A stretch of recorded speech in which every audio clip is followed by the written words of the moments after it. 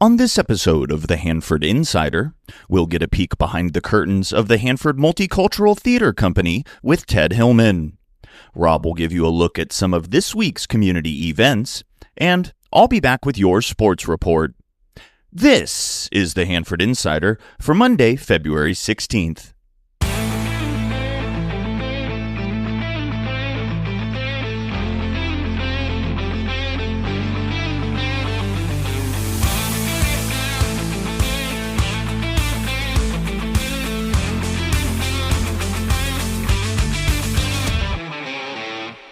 From the heart of Central California, this is the Hanford Insider Podcast, where we spotlight the people, places, and stories that make our community shine. I'm your host, Rob Bentley, and whether it's history, culture, or what's happening downtown right now, you're officially in the know. So let's get started. The Hanford City Council will meet again on Tuesday, February 17th. In the afternoon study session, they'll be reviewing plans for the Urban Forest Master Plan grant of $1 million. They'll also hear a report about the groundwater sustainability plan. In the general session at 7, the council members will act on the recommendation from city manager to hire a firm to look into the potential sites for a new public safety building and fire station. One of the more interesting items on the agenda is the new bicycle, e-bike, e-scooter, and e-skateboard ordinance. You can watch the council meeting live on the city's website. Let's take a look at this week's community calendar. On Thursday, February 19th, the Little Brick Theater will be holding their Musicians Jam Lab. The Carnegie Museum of Kings County's 2026 exhibition, Building Kings County, opens this Saturday, February 21st. Learn more at carnegiemuseumofkingscounty.org. The Hanford Education Foundation Hall of Fame Gala is Saturday evening in the Hanford Civic Auditorium. Congratulations to all of those being honored. On Sunday, February 22nd, the Hanford Toy Anime Comic-Con will be held at the Hanford Fraternal Hall. If you have an event coming up, large or small, and you'd like some help getting the word out, let's work together. Send your information to hanfordinsider@gmail.com. Be sure to subscribe to my weekly newsletter to get a complete calendar of events. It's the most comprehensive community calendar available.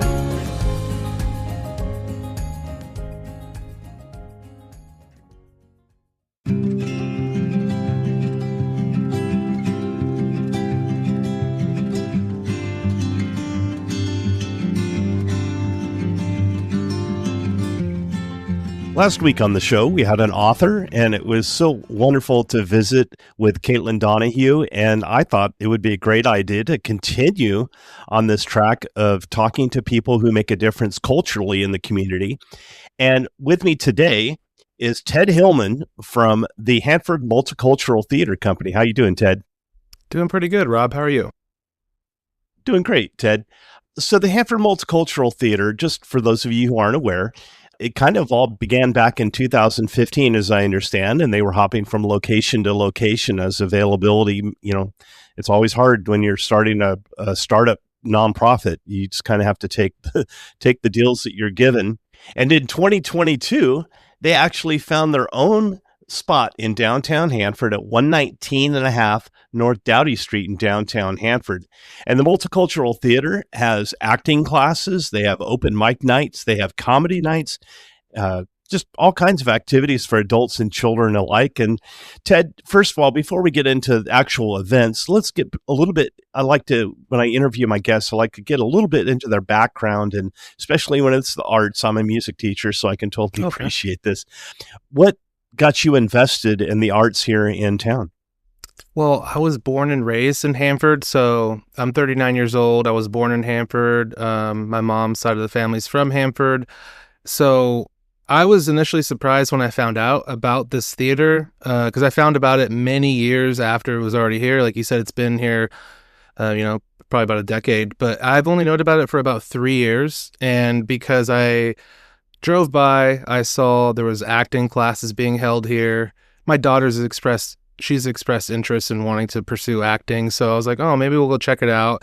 And to be honest, maybe it was kind of an excuse for me too, because I wanted to get into the theater and get eyes on it, and that was like a way for me to like, okay, two birds with one stone. I'll take my daughter to this acting class, and I'll be able to go in the theater, take a look at it, because I saw some pictures like, this place looks really cool. And I play music. I'm a musician, and I also really love stand-up comedy, but I've never tried it because there's really not a place like this to explore that side of your creativity. So I've never tried stand-up comedy. I do play music.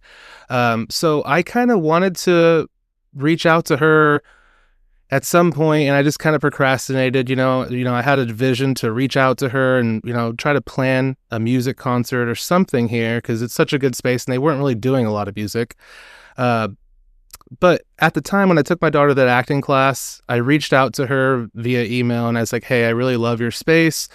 I have a little bit of experience, working in the music industry as like a backline engineer or a guitar technician. So I have like a little bit of understanding of all this stuff. The lighting, not so much, but I know a lot of people in that area, and I could do it. If you need help at any point, just reach out and let me know.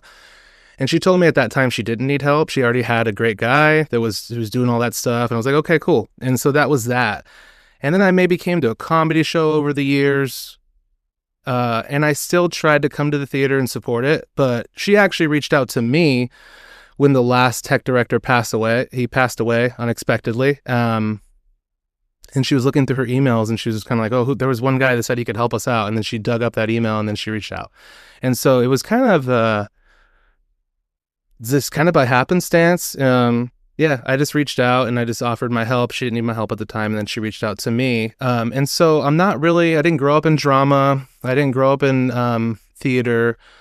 Just grew up around a lot of musicians. And so when I came here and I started helping out with all the tech stuff, I instantly kind of saw that there's a definite possibility for there to be music here. And growing up here, like I said, born and raised in Hanford, I know as a youth, there's not a lot of places, like I said, to express yourself creatively. So, I just kind of mentioned it to her if she'd be interested in having more music, and she was really open to it. And so that's kind of how I got involved with the theater. It all kind of happened by accident, and just volunteering and doing what I can to help her, because I want this theater to be successful. I want it to be here forever. And so that requires us to have volunteers that help out. It's a constant thing that we're trying to get more volunteers, whether it be to work at the door, to take, tickets and stuff. So I don't mind volunteering in this capacity at all. Even if it means I have to, spend my weekends here sometimes. When I'm looking at the website calendar at hanfordmtc.com, what a website. There are so many events I see on here: acting classes, improv classes. There's a marionette show coming up at the beginning of March. Mm-hmm. Different plays, open mic nights, comedy. There's so much. And I know your contribution to this is going to be some actual things for musicians. Let's hear a little bit about that. Yeah, so in addition to helping Sylvia out running the audio and the lights for any kind of other event she has, like you mentioned, the comedy. So I do support in those other events, but the event that I'm kind of making my little baby, like my little creation to help bring musicians together, I call it the Jam Lab. And we've only had one of these events so far.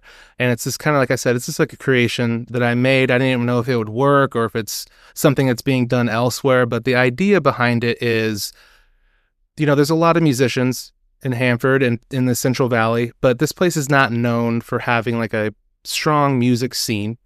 And I remember as a kid, playing an instrument, but not really having others to play with. So there's a lot of people that are very good and proficient at their instruments, but they just maybe don't have another person that they know close enough to where they can play music with them. And so the idea is that it's kind of like a music open mic, a traditional open mic, except we have a drum kit there set up, because that's a huge obstacle for specifically drummers. It's like such a pain in the butt, for lack of a better word, to move those drums, take them from place to place. So I have my own personal drum kit that I brought here and set up, and I don't mind people playing it.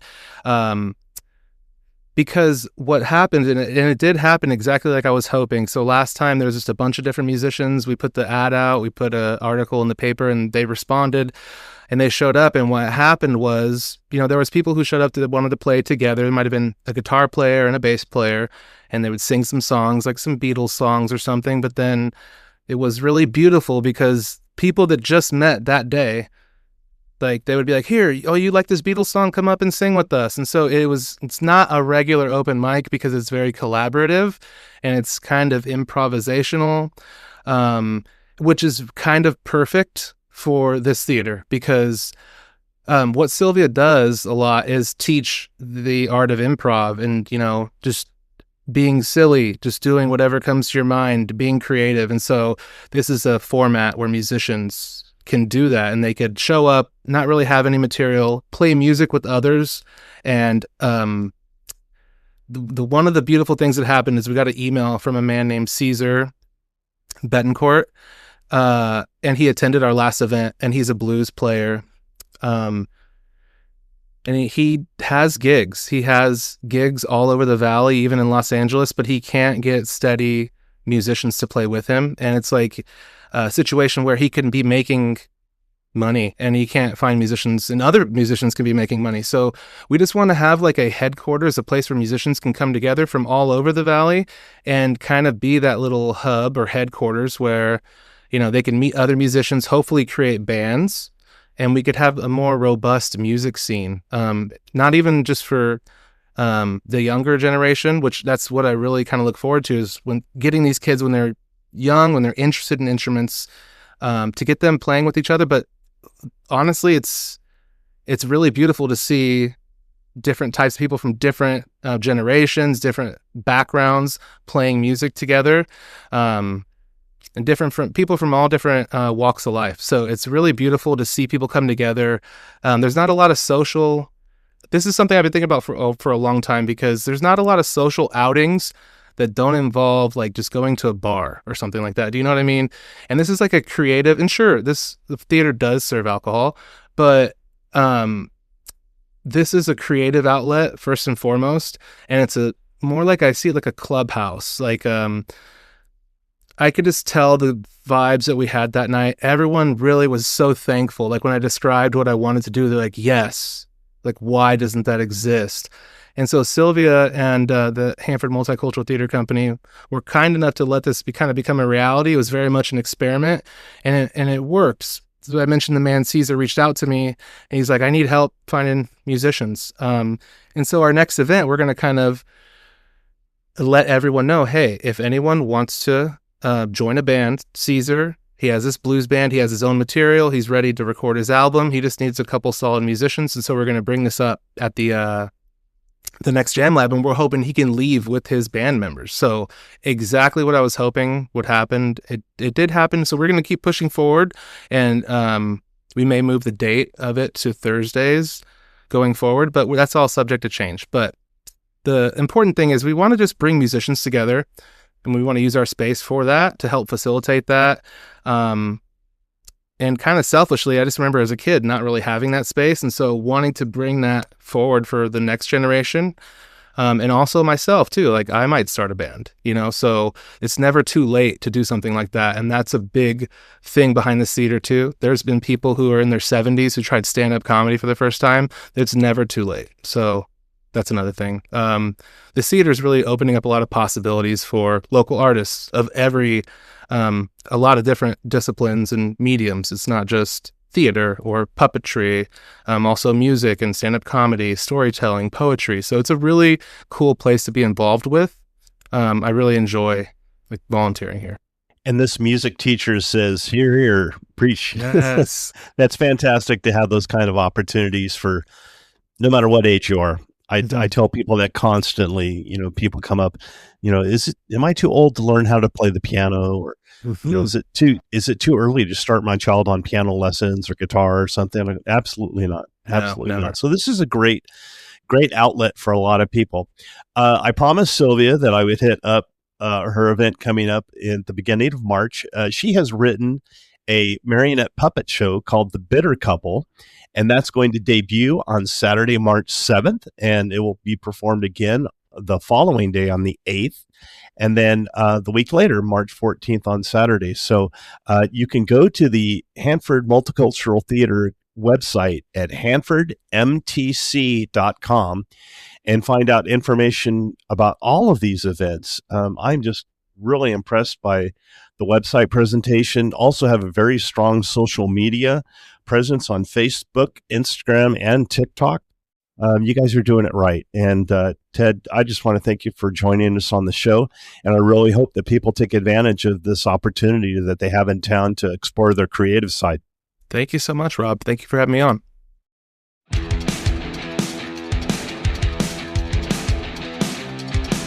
And now it's time for Hanford Insider Sports with Eric Bentley. 7 different winter sports teams made the playoffs, 4 from Sierra Pacific, and 3 from Hanford High, with 4 of those 7 teams advancing to round 2. So here's your round 1 playoff results. At 17-11 overall, which is a deceiving record given the quality of non-league competition that they faced, the Sierra Pacific girls basketball team earned a 7 seed in the Division II playoff bracket and made easy work of their first-round opponent, taking down 10-seed Liberty 73-38 last Friday.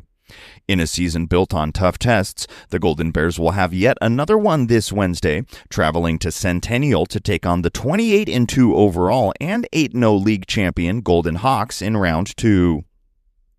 The Sierra Pacific boys basketball team earned a 13 seed in the Division III playoff bracket, but saw their season come to a close last Friday at Fresno Christian, falling to the 4-seed Eagles 82-44.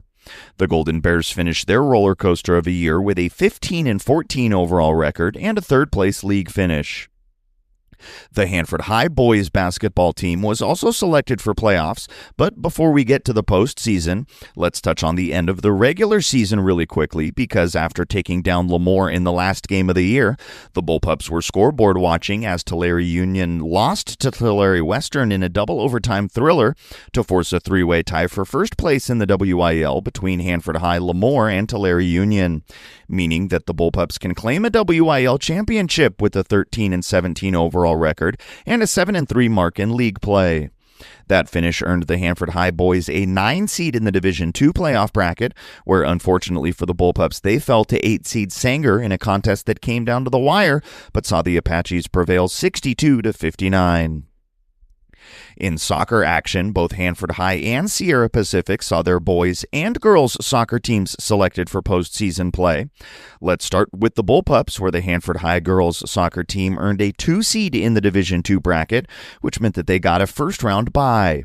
After a 16-2-2 overall finish in the regular season and splitting the WIL title with Tulare Western after both finishing the year 9-1, the Bullpups will take on 10-seed Independence in round 2 on Tuesday at 6 p.m. after the Falcons upset 7-seed Paso Robles in round 1. The Hanford High boys soccer team saw playoff action in the Division IV bracket as a 14 seed and are making the most of their postseason opportunity with an upset victory Saturday in round 1. Tied at the end of regulation between the Bullpups and 3-seed Frontier, the game went to penalty kicks where Hanford High edged out the Titans 4-3 to advance to second-round action. The Bullpups' opponent in round 2 will be Sanger West after the 11-seed Hornets upset 6-seed Farmersville. The 2, 3, 4, and 6 seeds in the Division IV bracket all lost their first-round matchups, so if the Bullpups can keep the momentum going, the road to a section title might have gotten just a little bit easier. Over to Sierra Pacific Soccer, the girls, after a 9-8-5 regular season, were selected as a 3 seed in the Division IV playoff bracket and took down Orcutt Academy 3-1 in their first-round game on Friday. The Golden Bears will be at home again for their second-round matchup, taking on 11-seed Morro Bay after the Pirates upset 6-seed Washington Union in their round 1 game. That Tuesday playoff matchup set to kick off at 6 p.m. And the Sierra Pacific boys soccer team saw their season come to a close in round 1 of the Division IV playoffs as the 10-seed Golden Bears fell to 7-seed Lemoore 2-1. The Sierra Pacific boys finished their season with a 10-8-6 overall record and a Tri-County Sequoia League title. Next week, we'll have score reports from those 4 teams still in contention for a section title, as well as our first baseball and softball updates. As always, if you have a score report or a team update from any level, you can let us know by emailing hanfordinsider@gmail.com. I'm Eric Bentley, and this has been your Hanford Insider Sports Report. And that wraps things up for this week's show. If you enjoyed this podcast and you'd like to show your support, you can go to buymeacoffee.com/Hanford Insider to make a donation. If you'd like to join the Hanford Insider email list, stop by my website at hanfordinsider.com to sign up for updates. You'll also get an exclusive copy of my newsletter in your inbox each week. I also need your help getting the word out about the show by liking and sharing on social media, or, like most people, just telling a friend. For more information about the show, you can find this podcast on Facebook, Instagram, Threads, X, and YouTube at Hanford Insider. If you have a show idea, be sure to email me at hanfordinsider@gmail.com and I'll look into it. Thanks for being part of the Hanford Insider podcast family. Have a fantastic week.